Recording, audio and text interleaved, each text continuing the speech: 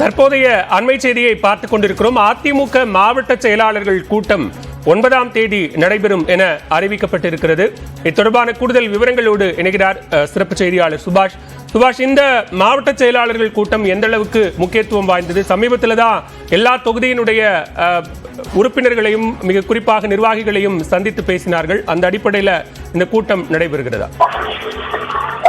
மிக முக்கியமான ஒரு ஆலோசனை கூட்டமாக இந்த ஆலோசனை கூட்டமானது இருக்க போகிறது. ஏனென்றால் நாடாளுமன்ற தேர்தலுக்கு பின்னராக நடக்கக்கூடிய முதல் மாவட்ட செயலாளர்கள் கூட்டம். ஏற்கனவே நீங்கள் சொன்னது போல நாடாளுமன்ற தொகுதி வாரியாக 2 கட்டங்களாக அதிமுகவுடைய இந்த ஆய்வுக் கூட்டங்கள், தேர்தலுக்கான தோல்வி பின்னடைவு ஆகியவை குறித்து கருத்துக்கள் கேட்கப்பட்ட நிர்வாகிகளுக்கு பல்வேறு ஆலோசனைகள் வழங்கப்பட்டிருக்கின்றன.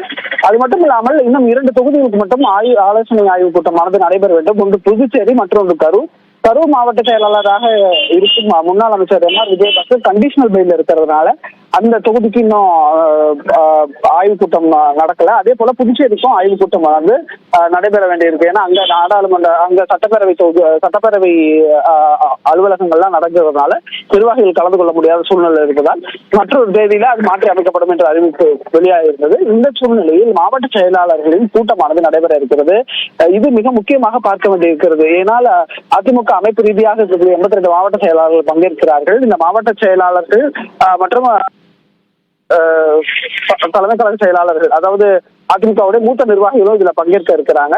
மிக முக்கியமான ஆலோசனை கூட்டம் தேர்தலுக்கான நடைமுறைகள், வர இருக்கக்கூடிய சட்டமன்ற இடைத்தேர்தல், உள்ளாட்சி தேர்தல் ஆகியவையெல்லாம் கருத்தில் கொண்டு அதிமுக நிர்வாகிகளுக்கு ஆலோசனை வழங்க இருக்கிறார் எடப்பாடி பழனிசாமி.